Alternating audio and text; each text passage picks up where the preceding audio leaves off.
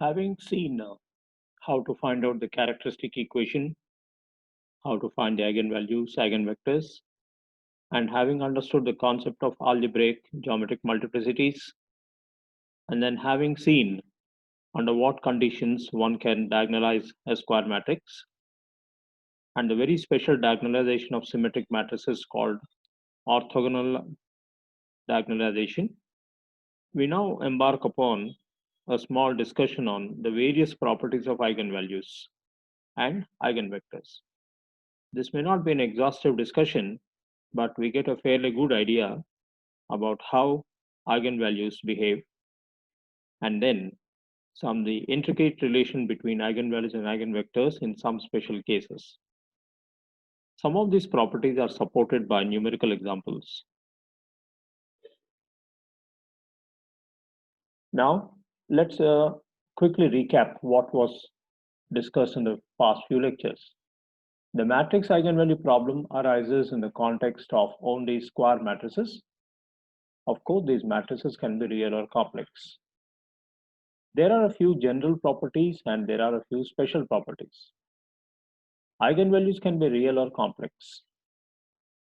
Already examples have been presented to this effect. When the matrix is singular, at least one eigenvalue will be zero. Now this is typical of skew symmetric matrices of order 3 by 3, 5 by 5 and so on. Because we know skew symmetric matrices are singular. Sum of eigenvalues of A is a trace of the matrix and the product of eigenvalues of A is the determinant of the matrix. Now, when it comes to special properties, I think we can skip the first two because they've already been discussed. The third one, the eigenvalues of a diagonal or triangular matrix are its diagonal elements precisely.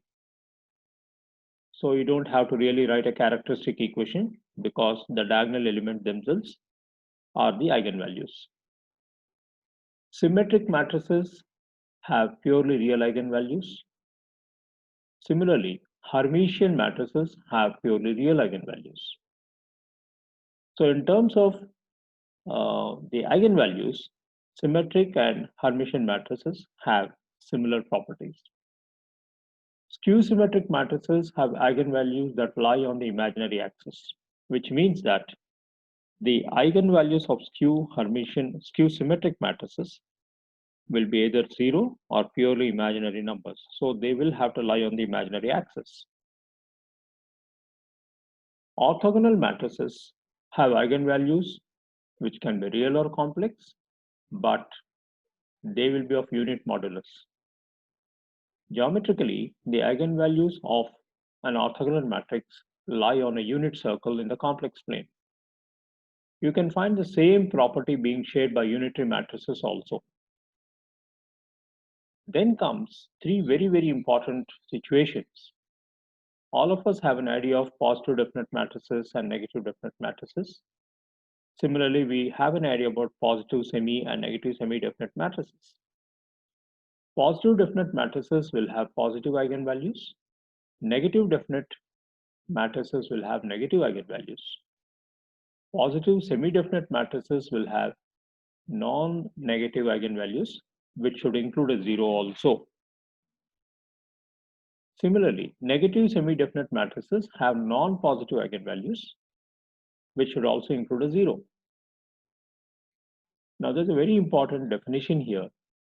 Matrices of order n that have fewer than n linearly independent eigenvectors are said to be defective matrices. So defective matrices will have lesser eigenvectors than the number of the order of the matrix. Now, these are all very special.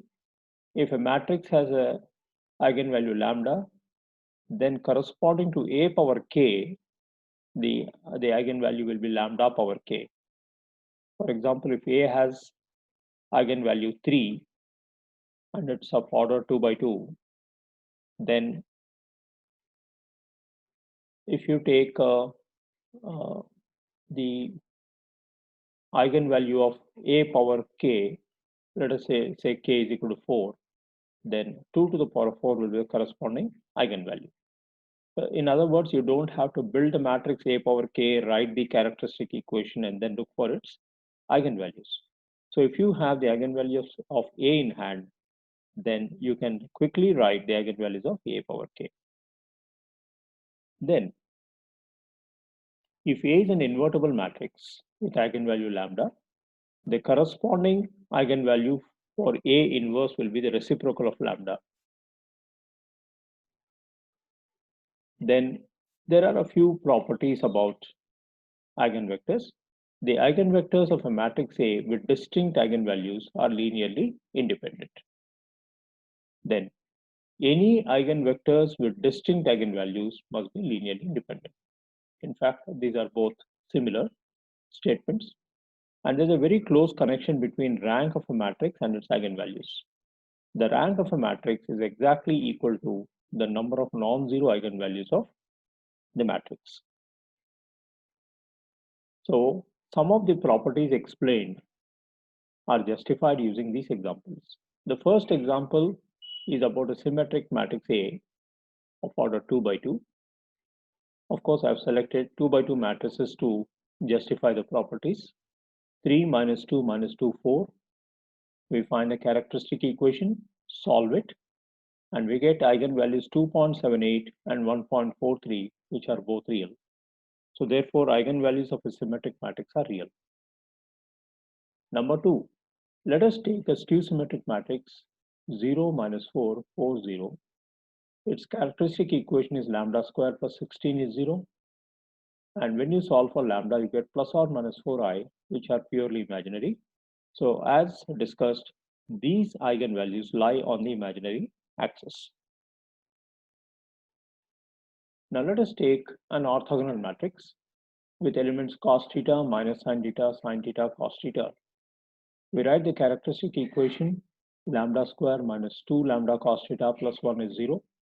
And when you solve for lambda, you get cos theta plus or minus I sin theta, or you can put it in the Euler form as e power I theta. If you take the modulus, you get exactly 1. So you can see that the eigenvalues are complex, but they lie on a unit circle. Now let us take a Hermitian matrix 3, 1 plus I, 1 minus I, 1. And the characteristic equation is lambda square minus 4 lambda plus 2 is 0. And when we solve this for lambda, you get 2.73 and minus 0.73, which are purely real. So symmetric matrices and Hermitian matrices will have eigenvalues located on the real axis. When we take a skew Hermitian matrix, I, 1 plus I, minus 1 plus I, 0, the characteristic equation is lambda square minus I lambda plus 2 is 0. And when you solve for lambda, you get I by 2 into 1 plus or minus root 7, which are purely imaginary. So you can see that skew symmetric matrices and skew Hermitian matrices have a similarity with respect to eigenvalues. They are purely imaginary, just as symmetric and Hermitian matrices have real eigenvalues. Now let us conclude this lecture by talking about some positive definite matrices. Now one should be very clear about a very basic property that whatever be the matrix A, square matrix A into A transpose or A transpose A will be a symmetric matrix. And not only symmetric, it will be at least positive semi-definite. That is, it can be positive semi-definite or positive definite. In this case, the matrix 1, 2, 1, 4. Let us find out A into A transpose, and we get 5, 9, 9, 17, which clearly is symmetric. Let us look at its characteristic equation, lambda square minus 22 lambda plus 4 is equal to 0. And the eigenvalues are 21.81 and 0.18, which are both positive. Hence, A into A transpose is positive definite. So you can check A into A transpose is positive definite by finding its eigenvalues and showing them to be positive. The last example is we take a positive definite matrix, the same one that we got in example 6, 5, 9, 9, 17. We already know the eigenvalues are 21.81 and 0.18. Now the problem is to find the eigenvalues of A inverse. As already mentioned, the A inverse matrix will have eigenvalues which are reciprocals of the eigenvalues of A. So 1 by 21.81 and 1 by 0.18 gives us 0.045 and 5.556. So these are some of the examples by which we can understand the properties of eigenvalues. And I think you must keep all these things in mind because higher concepts depend upon these fundamental issues. I hope this lecture has been understood.